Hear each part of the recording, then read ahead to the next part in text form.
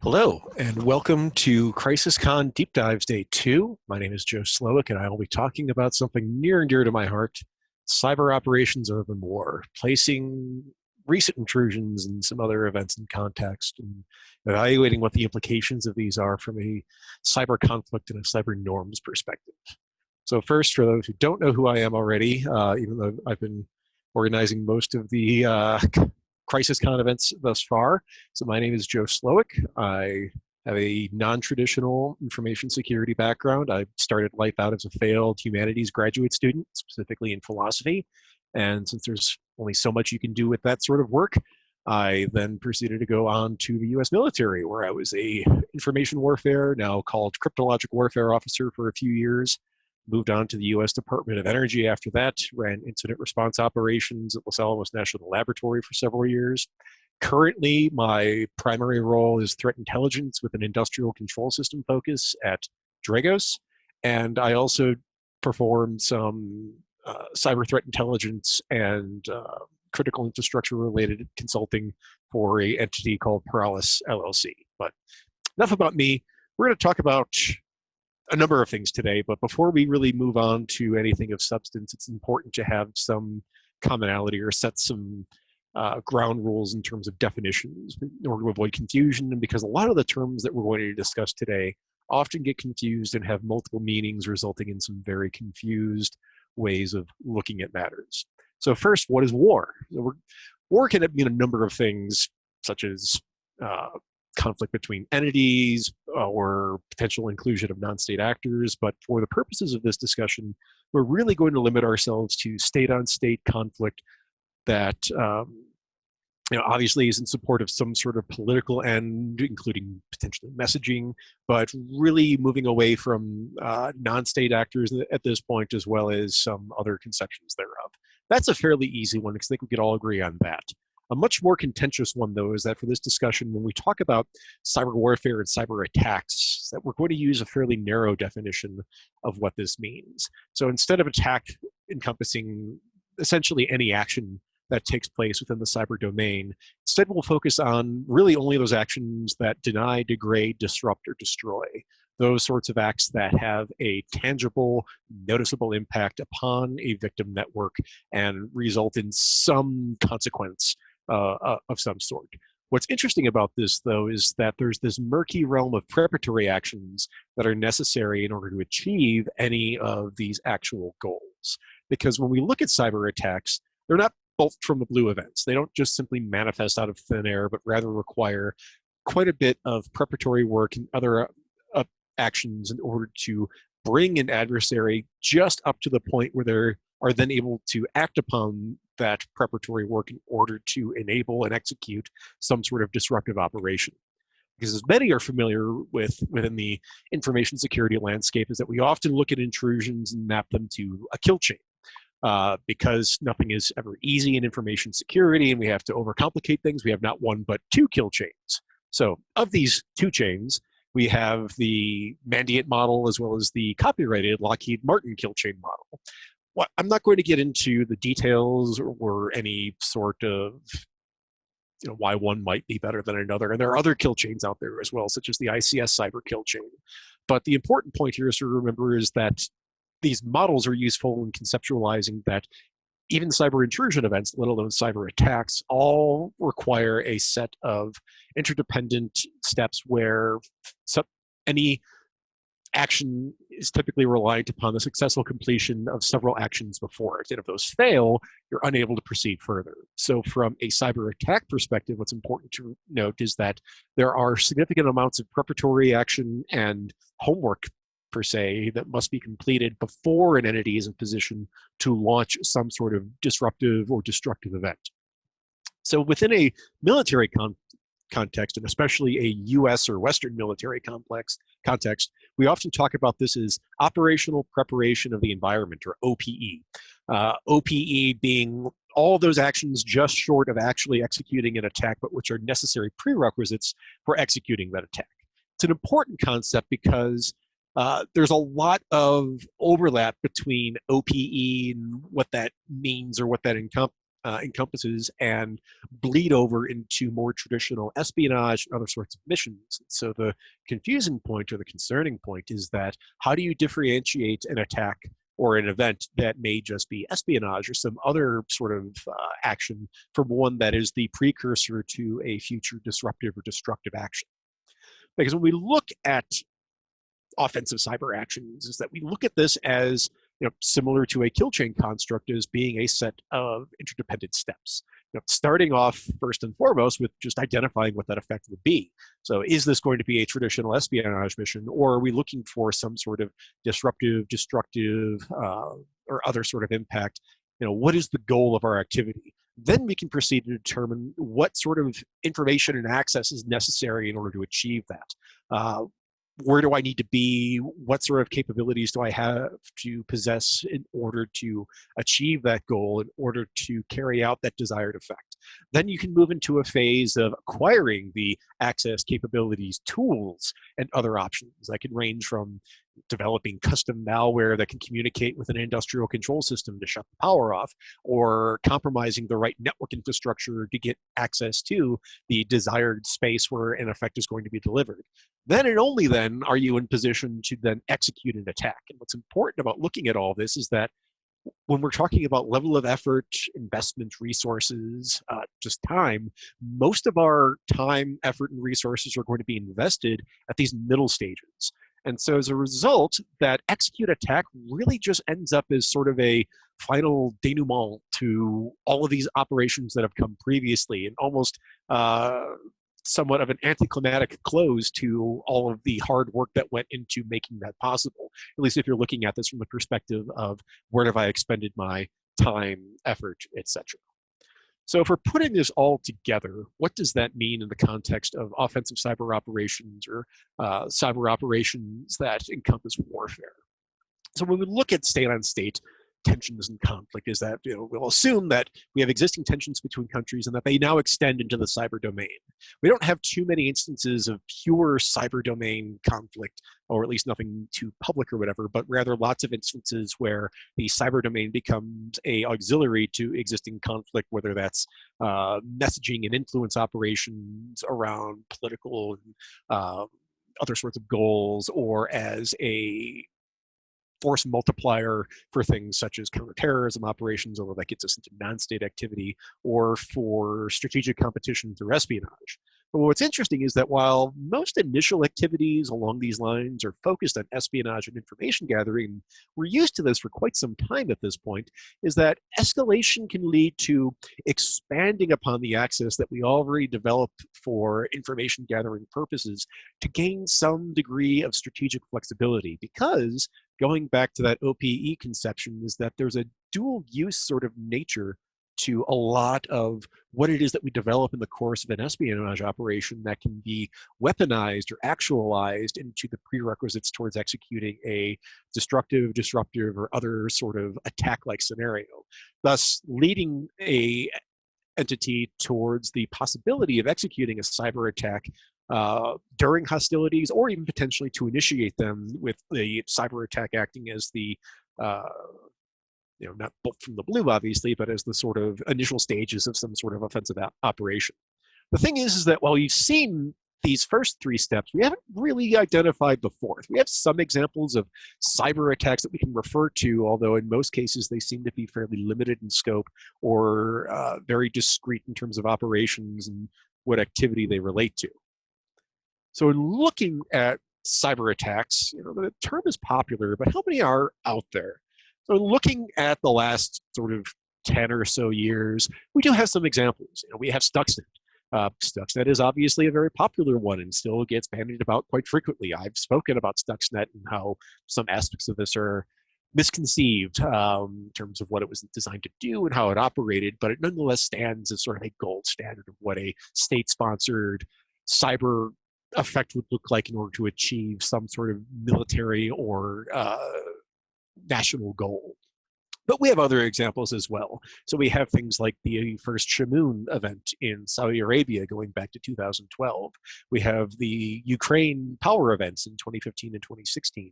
We have the NotPetya event in 2017, where a piece of pseudo ransomware was unleashed not just in Ukraine, but then spread around the world, resulting in significant disruption, and even items going as far back as the Estonian and Georgian events where there was significant network disruption put into place along with both strategic messaging as well as more traditional conflict in the case of Georgia.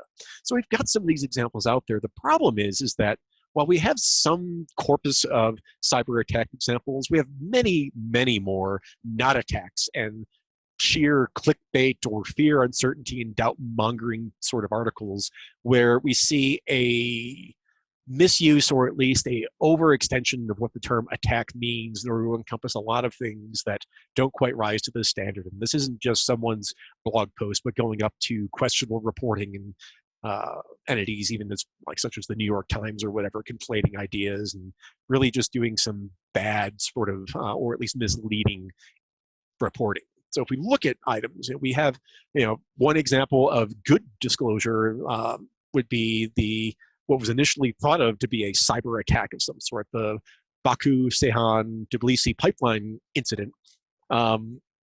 That was debunked as a cyber event eventually, some good journalistic work at the Süddeutsche Zeitung, but initially looked at as a Russian-sponsored cyber attack that led to an explosion. It's complete hogwash. We have other items as well. There's the notorious Iran attacked a dam in upstate New York. Well, they didn't attack anything. Someone accessed it, but they didn't do anything. There was no disruption, there was no denial, there was no loss of availability, or really any other aspect of the CIA triad. You couldn't even make an argument for integrity in that case. And a lot of these other examples really just boil down to trying to generate noise and generate interest over something that's just not there. We do have some examples. So, just to point out something, the Russian hacker is suspected in cyber attack on German parliament. Well, that's a real thing. There was certainly an intrusion at the Deutsche Bundestag, but in looking at that, is it an attack? Was there a disruption? Was there some, using the definitions that we're rolling with within this conversation, that's not an attack, that's espionage. It could be certainly leveraged for something later on, but all information around that event indicates that it was designed purely for traditional espionage and information gathering functions, and not to actually deliver some sort of disruptive or destructive impact on the victim in question. So we've identified two poles between, we have attacks on one hand and we have definitely not attacks on the other. But there's lots of space in between these two because we're not talking about a binary system, but rather a continuum. And what about those items? What happens there? Well, this is where we get into thorny subjects such as that OPE, operational preparation of the environment issue of intrusions and access development and capability development that certainly have very interesting repercussions based upon where entities are able to develop access and what they might be able to do with that access, but we haven't observed an actual event as a result of them. And this ranges from getting initial access into critical infrastructure, or demonstrating the ability to manipulate things like the fundamental functionality of the internet through things like DNS manipulation or routing manipulation, compromising core internet routers and other sorts of entities. These activities don't necessarily map to, or at least don't easily map to, information gathering. They're not criminal in nature and seem to be sort of proto-attacks in that they appear to be those sorts of things that would be just prior to or necessary steps leading toward some sort of disruptive effect, but we didn't see that follow on in any of these cases. So what do we make of these? Well, that's interesting because when we start talking about differentiating cyber events, it becomes a question of trying to determine or trying to define various aspects of the observed behavior, the observed intrusion. So one of the easiest ways to try and determine what a cyber event was designed to do or how we should classify it is based on adversary intention. What was the attacker trying to accomplish? What was their goal? The problem with this is that it's not as though we get attackers submitting proposals to victims saying, hey, this is what I'd like to do with your network. What do you think about this? Instead, unless you have access to a well-funded and fairly robust signals intelligence system or some other way of snooping on your opponents, intention is something that consists of a lot of guesswork, a lot of research, supposition, and other sort of activities such that we can never get a clear view precisely of what an attacker's intention will be. But we can infer aspects of that through other mechanisms, such as timing.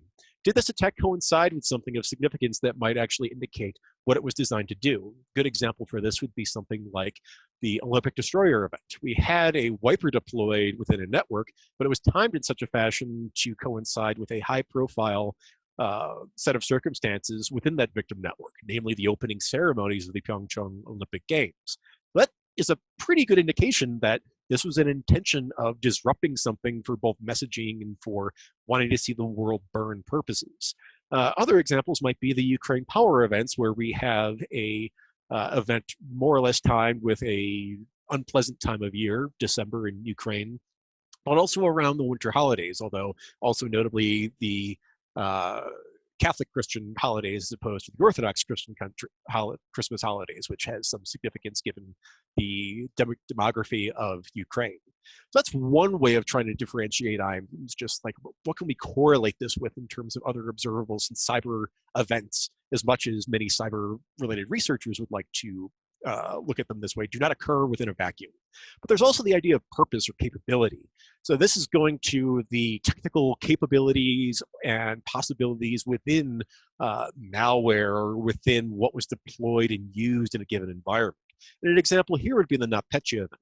So whereas NotPetya attempted to pass itself off as sort of pseudo-ransomware based upon a earlier ransomware variant, Petya, closer examination of just how NotPetya functioned revealed quite quickly in work by researchers at Kaspersky as well as Matsushita that this was not ransomware at all, but given how it was implemented, it did not enable for the recovery of any of the machines in question, and thus making it a wiper. So even though we don't have a written statement from the attackers indicating what their purpose was, by analyzing the tools in question, we can gain some understanding of just what was the goal or what was the intention behind this activity. So we have various categories of cyber that we can map, and this is by no means an exhaustive list. Rather, this is just a selection of things that are out there. So we certainly have things like criminal activity, anything ranging from business email compromise through ransomware, through Lord knows how many other sort of activities out there.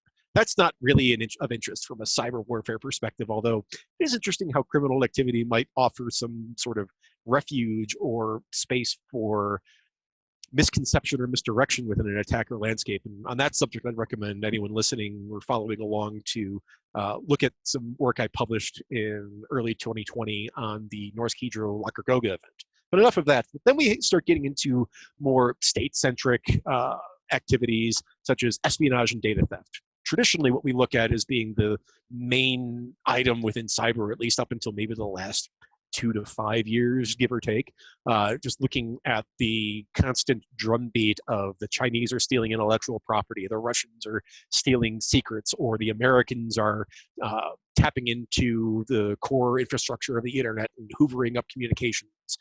That sort of traditional information gathering activity. That seems to be fairly well understood and really doesn't get to the level of conflict, and certainly doesn't get to the level of attack as we've defined it for this presentation.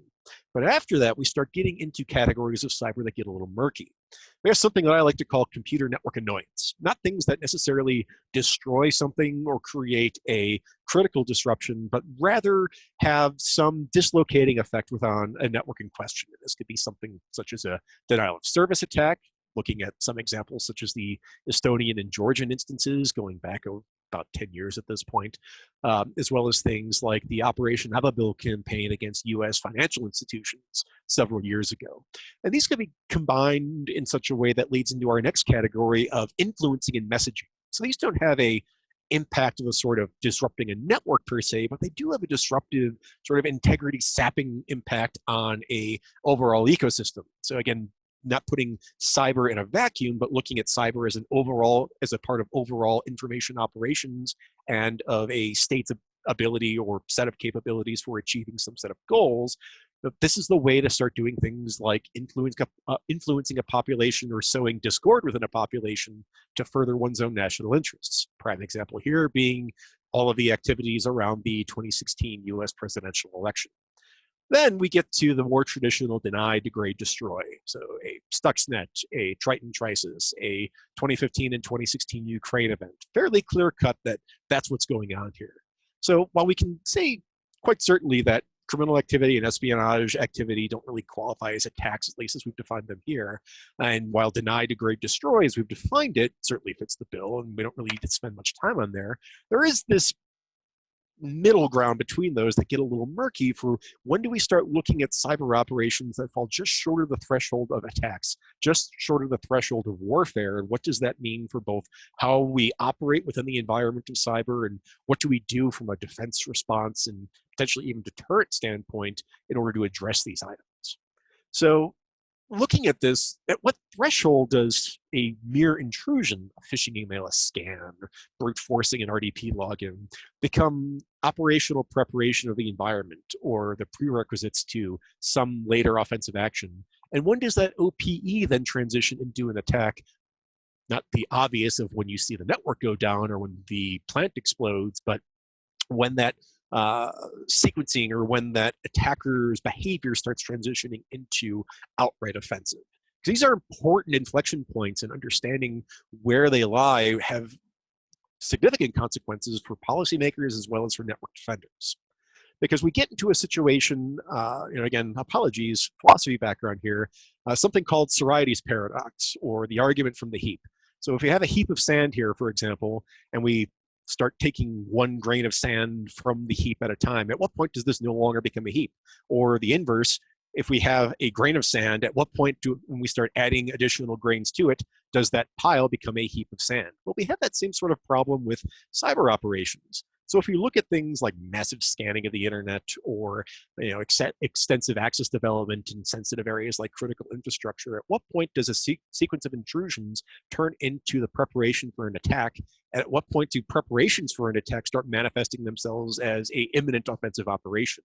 And there's unfortunately very little, or at least not very often talked about, solutions towards these problems or ways of thinking about this. So along those lines, let's talk about a couple of instances and see how this line of thinking might apply. So we'll talk about 4 examples here. We'll talk about managed service providers and economic intrusions for that espionage to attack instance. We'll look at Shamoon 3 and some other disruptive activity and how this transitions into strategic messaging in ways that are not clearly related to traditional state-on-state activity. Look at a sequence of electric sector prepositioning executed by multiple countries, but we'll look at one state's actions in particular and how critical infrastructure operations play into this sort of conception. And then finally, we'll close on the defend forward concept being bandied about in many US circles these days. And I'd say implicitly, but it's actually pretty explicitly endorsed in the recent Cyber Solarium report that was released several weeks ago within the United States, and how this relates to the idea of cyber preemption and what the consequences of that line of thinking might be. So first, managed service provider compromise. Can we look at this as a case of espionage on its own, or can we look at this as espionage that could be easily or potentially transitioned into future disruptive events? So the event in question that we're talking about, PwC UK has done an excellent job in reporting on this as part of Operation Cloudhopper, and then getting into wider activity tracked as part of APT10. Some pretty good media coverage on this led to a US Department of Justice indictment and some FBI actions, which obviously doesn't mean a whole hell of a lot because Zheng Shalong and Zhu Hua are never going to see the inside of a US federal prison, but it at least shows that people are paying attention, I suppose. The main thing about this, though, is that in terms of victimology, this was a pretty serious event.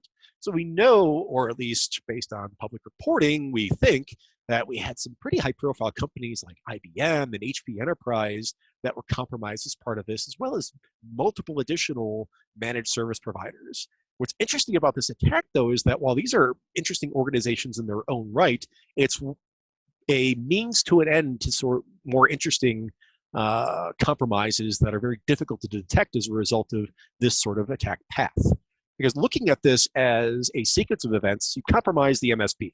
That in itself is a pretty, it's a non-trivial action in itself, but it gives an attacker lots of options from there because by weaponizing that MSP's access to its clients and start leveraging trusted connections and trusted access points to those client networks in order to build out long-term access and facilitate subsequent lateral movement for information gathering, espionage, theft of intellectual property, and a host of other reasons, and in a way that's going to be difficult for that entity to detect. And if the MSP doesn't figure it out, you're kind of stuck with, having someone pose as the repairman and walking into your office, so to speak, and doing what they will under the aegis of being a trusted provider or trusted entity. The issue, though, is that you don't necessarily have to stop at espionage or information gathering. Given the access that you've been able to develop, you're in a prime position in order to take a number of other actions, such as wiping data or changing data, which could all be even worse depending upon what sort of environment that you're in, or other sorts of disruptive activities that would be equally as hard, if not even harder, to detect given this type of access. Because when we look at this, an espionage mission, once it's complete, may lead to something else, or that access built for a traditional espionage mission can be altered if there's a significant increase in state-on-state tensions. Thus, the MSP access would enable the follow-on breach of multiple potential, not victims for intellectual property theft, but targets for offensive action, such that the access gained can be weaponized for disruptive or destructive purposes. So this is really offering the attacker a very effective route in order to start pre-position capabilities for a future offensive operation should a cyber warfare or even more general warfare with a cyber component more likely break out. The problem here is that how do you differentiate these things? Because first of all, there's scope for misjudgment.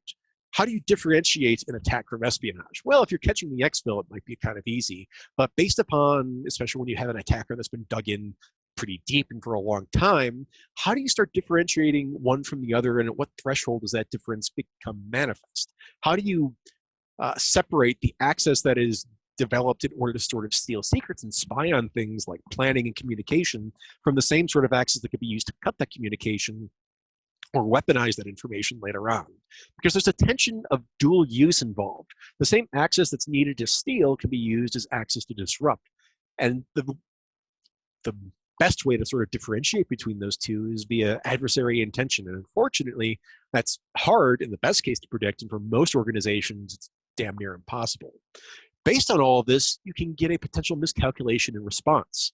So on the one hand, if I have an adversary that is going this route as pre-positioning for offensive operations, but I'm looking at this like, oh, it's China again. They're just stealing all of my secrets. I just need to kick them out and I'm fine, when actually I've looked at the early phases of a offensive or disruptive operation unfolding. I've just miscalculated in the sense that I'm not taking this seriously enough. But I think more likely, at least in my mind, at least given how things are developing these days, is that espionage, especially as it gets into sensitive areas or sensitive networks, can result in a more forceful than necessary or disproportionate response that then creates escalation where none existed before, that can result in suboptimal outcomes, to say the least. All right, so espionage to disruption provides some problems. What about sort of low threshold disruption as a mechanism for signaling? And for this, we can look at the sequence of disruptive attacks that have gone on in the Middle East since about 2012. So in late 2018, we saw the third iteration, maybe fourth, depending upon how you view Stone Drill, something reported on by Kaspersky approximately a couple of years prior to this, where a third iteration of Shamoon targeted various entities in Saudi Arabia. Ultimately, on a technical level, this really wasn't all that interesting, in my opinion. It was kind of the same, to use a blunt phrase, it was the same old shit in a lot of respects, using the disk track wiper, LDOS raw disk in order to impact machines, etc. What was interesting about this, though, is that this was paired with a fairly powerful information operations campaign related to the ongoing war in Yemen. My apologies to anyone who is offended or triggered by the images in question, although it is important to recognize how this attack fit into an overall plan where really targeting the Saudi state, but in an interesting way. Because if we analyze a specific part of these images, there's something interesting that pops out, is that we have a victim list here. And what's important to note about this victim list is that other than one of these organizations, all of these entities are non-Saudi, non-Middle East contracting or service provider entities that happen to operate in the kingdom. And this is significant because we start looking at the history of the Shamoon events going back to 2012. The first Shamoon event focused almost exclusively on Saudi Aramco, although it was later linked to an event at Rosgas in Qatar as well. So very much focused on one state-owned major, very major oil and gas entity. Shamoon 2 expanded its scope, but kept disruption confined to Saudi government and commercial entities. So yes, more targets in question, but every target that was impacted as a result of Shamoon 2 was either owned by, operated by, or a part of the Kingdom of Saudi Arabia. Shamoon 3, though, did things a little bit differently in that all of the entities involved were non-Saudi, but happened to be doing business in Saudi Arabia. So things like oil and gas service providers, contractors, and other entities. Not Saudi-owned, certainly not Saudi-directed businesses. So what we look at is a bifurcation in impacts over time. So prior to 2018, we saw direct attacks on Saudi interests, Aramco, government organizations, and direct disruptions of primary functions of both the Saudi state and the Saudi economy. And with Shamoon 3, things get a little different. Instead of targeting the Saudi state or entities owned by the kingdom, we saw targeting of foreign-owned contractors working within Saudi. The likely intention here, given the entities targeted and how they were targeted, including bleed-over effects into home offices in places like Scotland and Italy, among other places, is really increasing the risk of operating within the kingdom, increasing the cost of doing business in Saudi. And because Saudi Aramco, through various joint ventures, as well as through ongoing construction and development projects, is really reliant upon the sort of global oil and gas industry in order to facilitate many of its operations. This really puts the screws to the kingdom in a way that is difficult for the kingdom to necessarily respond to, because the Kingdom of Saudi Arabia itself is not directly attacked, rather only those entities it's doing business with. But it's also worth noting that, at least from a regional perspective as well as within Saudi itself, the attacks have continued since Shamoon 3. So over the course of 2019, we saw a sequence of wiper malware. We saw Killgrave over the summer of 2019. Zero Clear, also summer, although reported by IBM in, I believe, early December, and then the Dustman wiper at the very end of 2019. Now, many of these were outside of Saudi Arabia itself, although Saudi Arabia did have the distinction of being hit by a missile and drone strike, showing perhaps a lack of inhibition on the part of the perpetrator behind these events. But looking at these events, though, we didn't see, with the exception maybe of Bapco and Bahrain, a focus on state-owned oil and gas entities, but rather those sorts of entities that are the glue that binds this industry together throughout the wider Gulf, targeting things like maritime shipment and transportation companies and other sort of entities that make the export, production, and development of oil and gas resources within the Gulf region possible. So what's interesting about all this, though, is that, while this certainly, it's a wiper attack, so it's bad, but from the standpoint of the Saudis, Saudi Aramco, this is more computer network annoyance, as it didn't directly impact their operations per se, but rather impacted entities upon which they relied, and did so in a way that tied to messaging specifically surrounding the ongoing war in Yemen. And there's a history of this, and there's a history of this that maybe ties to a specific state actor in question. So we have things like the Sands Casino event, which is kind of hilarious, and I enjoyed that picture very much, where Sheldon Adelson's casino properties were hit by wiper malware, likely linked to Iranian actors, and something that I referenced earlier, where you had several American exchanges, as well as some other financial institutions, with denial of service attacks against their web presence. Not a life-threatening sort of event by any means or whatever, and somewhat easy to counter at the end of the day, but really poking the stick in the eye of, both of these examples, the United States, but doing so in a way that doesn't seem to cross a threshold into, say, disrupting or outright attacking critical infrastructure, but certainly making things look bad. So how do we process this? So if we have an indirect attack on the Saudi economy by targeting contractors, not the Saudi state itself, who responds? How does that factor into the traditional state-on-state calculus of deterrence, retribution, response, etc.? What do we do about this sort of action? Maybe it might be a little bit clearer in, say, the United States per se, but even then, sort of looking at the Sands casinos as well as the financial institution questions, what is it that we do in response to such activity? Because when we start looking at this, there's a differentiation of ownership that the operations in question that are disrupted have an impact, but not one that is direct upon those sort of key functionalities of the state in question, or even in the case of a petrostate like Saudi Arabia, of Aramco itself, but rather just those sort of entities that facilitate its operation. So when we start looking at the targeting of civilian commercial entities, where does this lie in the conflict threshold? So it's certainly something that we notice, and it has some level of impact, but it's not the same sort of impact as, say, targeting a power station for disruption.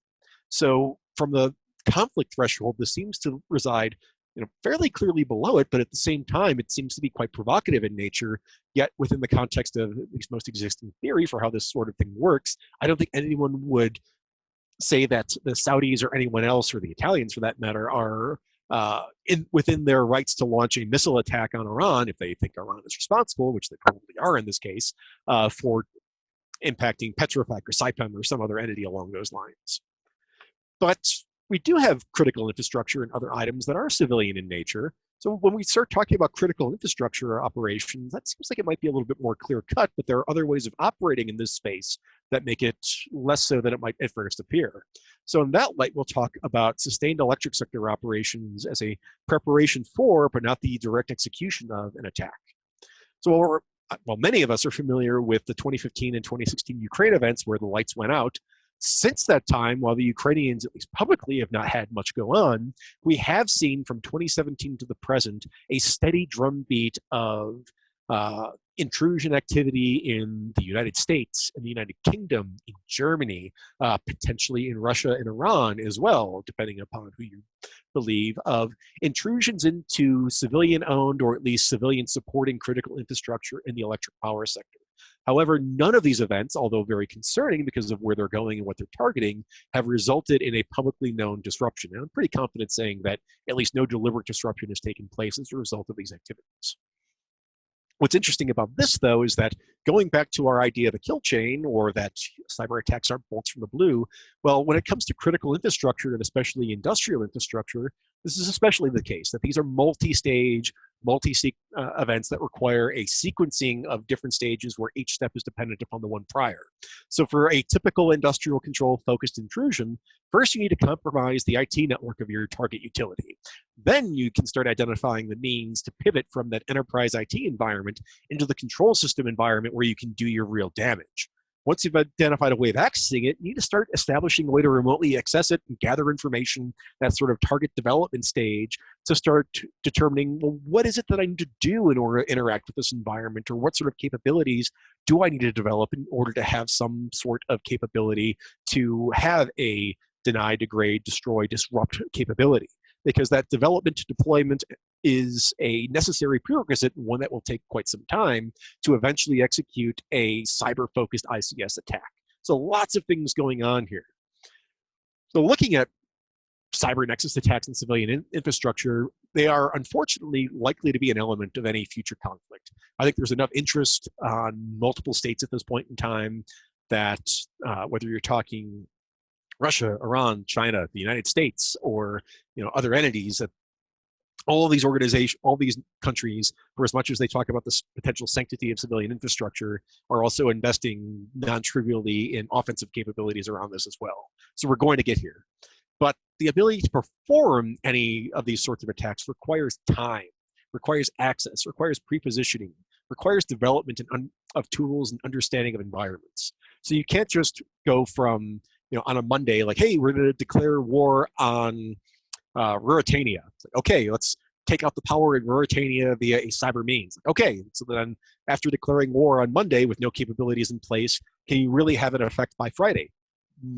Outside of some maybe very insecure environments and some edge case scenarios, I don't think so. Instead, that sort of activity is going to require weeks in a best case scenario, but likely months worth of activity prior in order to be in position to turn that capability on at a time of a national command authority's choosing.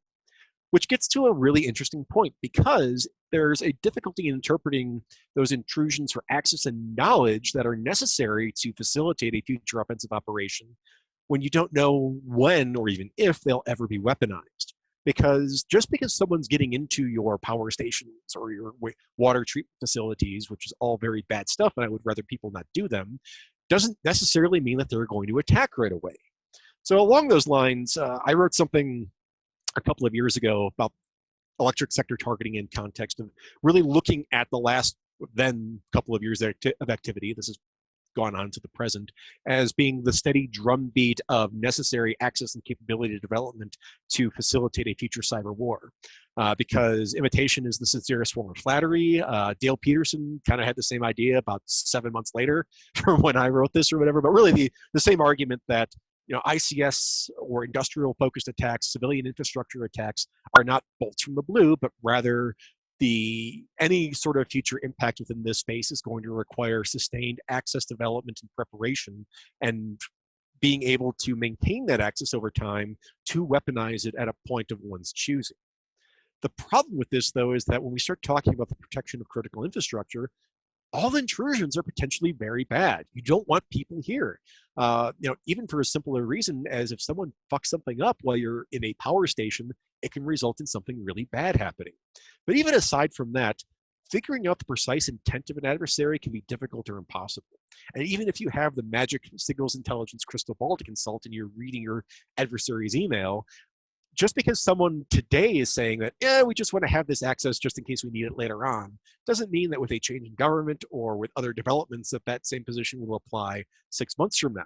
So based on that, how do you respond to that preemptive access that's designed for eventualities or possible unrealized future circumstances? What are your options? Do you respond in kind? Do you escalate? How does this work? Well, that's a nice introduction or segue into our last concept, the idea of defend forward and unintended but stupidly manifested escalation.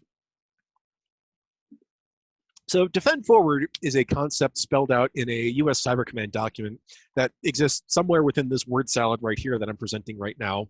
If you want to screenshot this or pause the video when you're looking at this, feel free. But the real callouts here are the idea of countering attacks close to their origins. So trying to push defense away from the victim network and make it more closer to the adversary in order to try and protect one's own assets, thus rendering malicious activity inconsequential. So even instead of waiting until an adversary has sort of tipped their hand or shown their cards per se, and they're in a network and about to do something and potentially already having some sort of effect, instead we want to disrupt that activity in such a fashion that there is no impact, or at least there's no meaningful impact, which gets us to some really interesting concepts of countering and contesting that adversary activity before it impairs our national power. Now that gets really weird really fast, because if you're doing it before something happens, you're relying on a estimate or a assessment of what that adversary's intentions were prior to the event. And again, even if you have the SIGINT crystal ball, very rarely do you see someone saying, yes, we are going to get into this network or whatever so that we can perform a disruptive attack 18 months from now.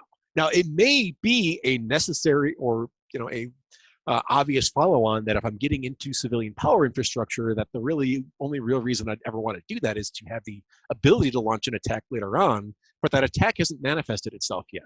So if the attack hasn't manifested itself yet, what does that mean for our options, both in terms of proportionality, legality, among other considerations for response? All of this has subsequently been incorporated to greater or lesser degree in a document that was published.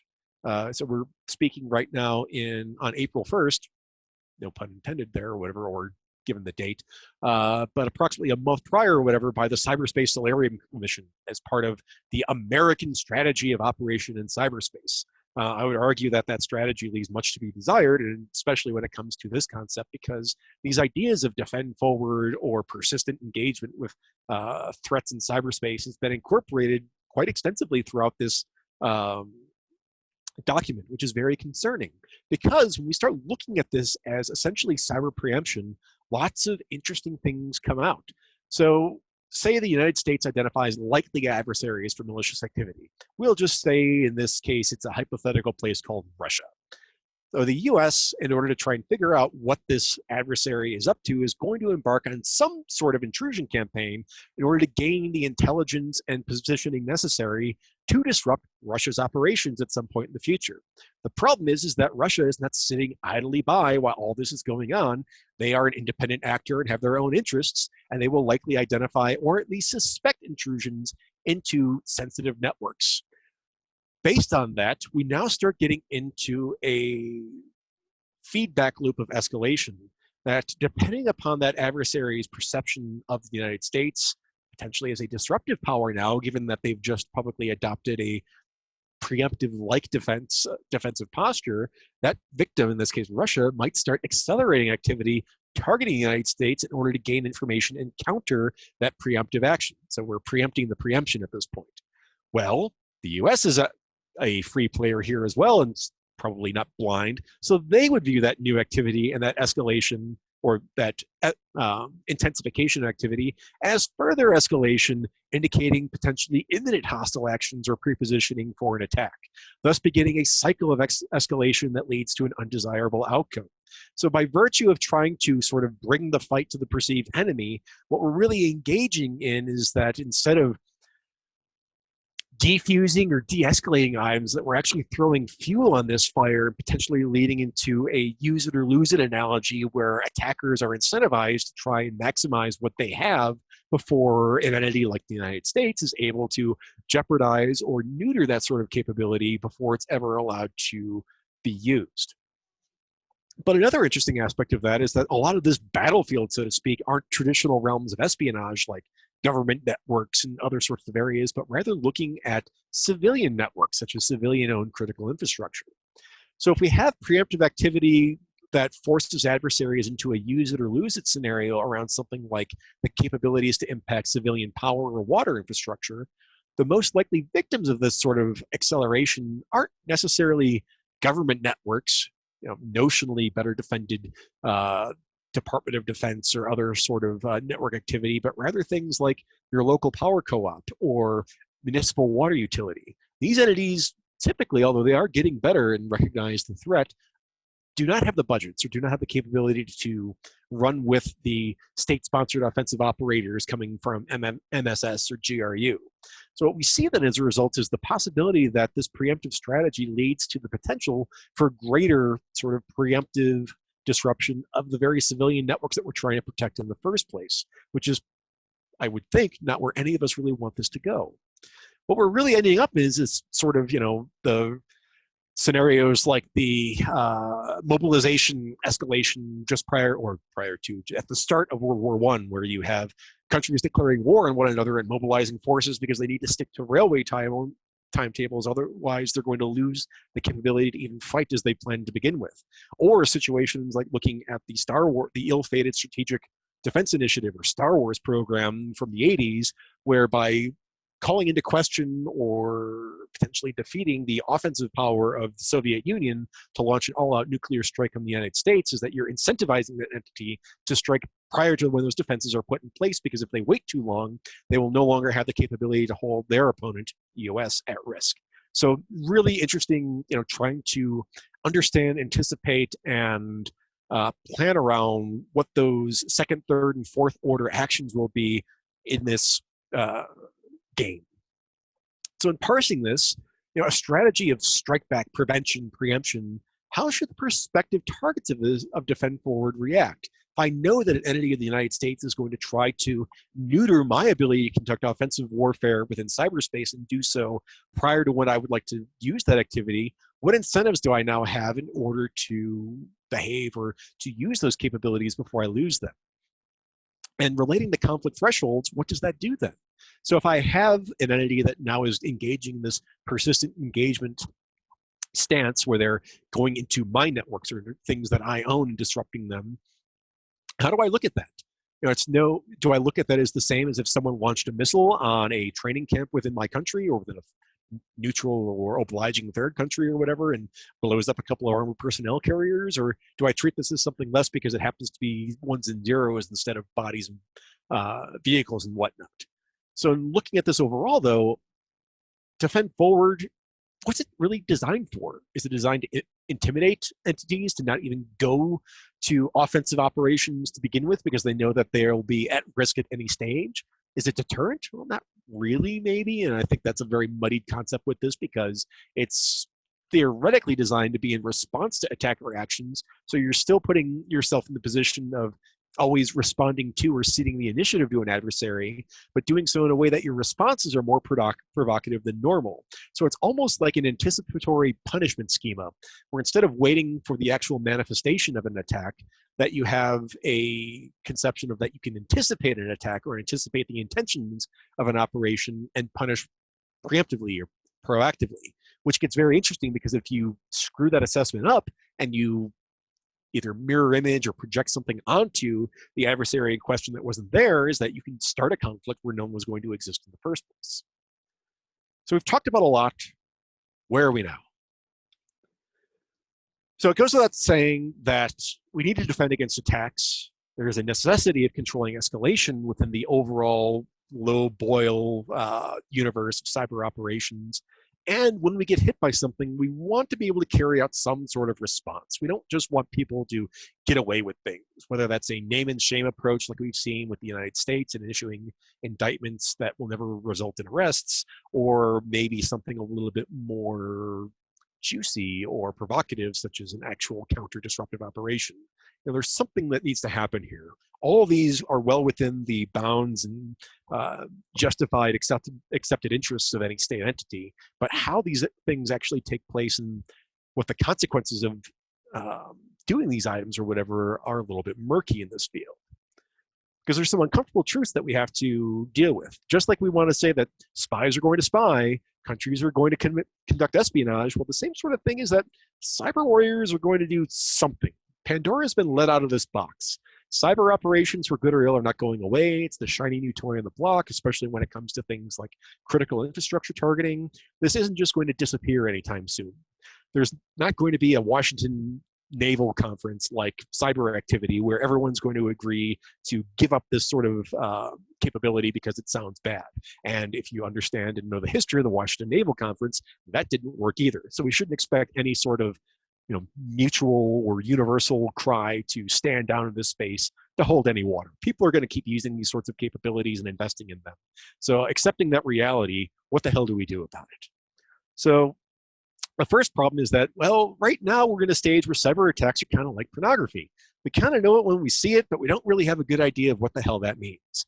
That coming from a very funny, well, not really funny, but interesting US Supreme Court judgment from quite some time ago in terms of obscenities and pornography.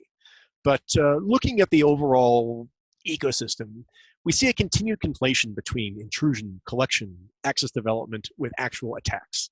This doesn't just occur in the media, it occurs by politicians as well, where something that is a campaign to steal intellectual property or to siphon off email for traditional intelligence purposes is viewed as an attack, where we don't typically view things like people fostering or recruiting moles in a government department or whatever for espionage purposes as being an attack. Rather, we look at it as what it is. It's espionage. People do this crap all the time, and it's not an imminent sign for warfare. But in looking at the cyber realm, we often want to push the attack button even when it's not relevant or acceptable to do so. What this results is that it lowers victim tolerance and a desire for active defense because we get this perception that we're continually getting our ass kicked, that everyone's attacking us and we're doing nothing in kind. This makes identification of what's going on very critical, as well as the ability to differentiate between what's an attack, what's just an intrusion, what's just data gathering, versus what's something that might manifest later on as a truly disruptive or destructive incident. What makes things even harder, though, is that, as we've seen in the examples we discussed, is that cyber operations in general, everyone seems to kind of have a feeling for what's completely out of bounds. So doing something like a 2016 Ukraine event, the crash override malware incident in Germany or the United States or Japan, it's probably going to result in something bad happening. Unfortunately for Ukraine, that's kind of a permissive field for an entity like Russia to operate in, so there's not going to be much in the way of consequences, nor were there for that event. NotPetya resulted in a little bit of finger waving because that seemed to go a little bit too far, but adversaries in general are realizing a way of sort of keeping things on a low boil such that we're not, the water is not spilling over the sides of the pot, but rather keeping things on a simmer such that conflict is continuing, but not at a level that we start retaliating for it, or at least not in a way that's clear-cut obviously justified and where proportional responses are pretty obvious. So what do we do? How do we respond to this? Well, from a defender standpoint, one thing is clear communication. Articulate what the hell those red lines are. Saying what's unacceptable or manifestly unacceptable. Like, for example, something that Rob Lee, my CEO at Dragos now or whatever, says, like, there was an abject failure in the aftermath of the Ukraine power events of governments worldwide should have said that this sort of impact, a purely civilian targeting critical infrastructure disruption, is unacceptable and will not be tolerated. That didn't happen, and so you see continued probing and attempts to access civilian critical infrastructure because there's no established norm or no even convention around how to operate in this space. But also, we need to formulate clear and coherent strategies, and ones that are communicated in such a way that adversaries understand what they are. Getting muddled messes like Defend Forward and whatever passes within the Cyber Solarium report aren't really helping anyone because it's a mishmash of ideas that are questionable in their ability to be executed and not very clear for what sort of things are being broadcast to adversaries. More so is that depending on what sort of message is being sent, you may even incentivize adversaries to start taking more operations or be more bold in their actions because they anticipate the possibility of heightened operations from a pseudo-defensive standpoint as well. So figuring out some way of articulating defensive strategy and policy and making sure that that is clearly represented in a way such that attackers can plan around it seems pretty key. Finally, there needs to be some degree of government-commercial coordination. This is always a fluffy, everyone just needs to get along and work together sort of idea. Honestly, in my opinion, government needs to kind of stay in its own lane in most cases. But at the same time, given how much of modern life depends on privately owned infrastructure and technologies and systems, there needs to be some coordination between the commercial space and more traditional governments to figure out, okay, how do we detect and identify when these sorts of entities are being held at risk? But maybe from the commercial perspective, though, it's not just a question of running to the US government every time something happens, but coordinating among multiple state entities in order to try and identify ways to either carve out or accept vital international commercial space from the sort of state operations by demonstrating how multiple entities are all held at risk should one of these services go down. There's a lot to be said for this, and that's an entire talk, paper, whatever on its own. But there hasn't been at least enough creative thinking on this such that we're kind of in a bind at the moment. But when we talk about what attackers or defenders need to do, attackers kind of have some responsibilities here too. For one, they actually need to pay attention to defender messaging, and I don't think we see a lot of that. One reason is that defenders have been pretty inconsistent in following up on messaging, but attackers also have had no real reason to pay attention to things thus far. So we could look at the sort of US People's Republic of China detente for information gathering operations during the Obama administration is maybe something that aligns to this, although it didn't have teeth and didn't last very long, but some way of communicating to attackers clearly what the red lines are and what's acceptable and what it's not. And then attackers have to pay attention to that and realize that, hey, there might actually be something to this, and therefore I need to modify my operations if I don't want things to escalate out of control. Because attackers need to start articulating their operations in a way that's mindful of escalation. So understanding the pseudo-sanctity of critical infrastructure, where even a screw-up, let alone the OPE aspect, can be a very concerning signal to a defender and result in things getting out of hand, attackers need to realize that and adjust their operations accordingly. So understanding and planning for defender response is pretty critical, and I don't think we see enough of that right now, largely because a lot of the defender responses, especially within the Western democracies, has been pretty incoherent, at least to date. So once that starts becoming a little bit more clear, attackers need to take note of that if we're going to avoid both miscommunications and escalation going to places that none of us really want to be. Because the risk of miscalculation is very real.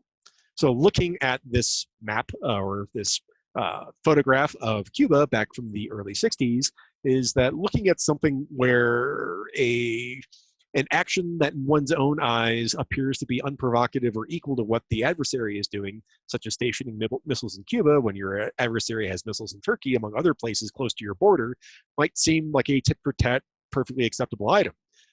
Well, if you don't understand how provocative that would be in the opponent's eyes, you start off a escalation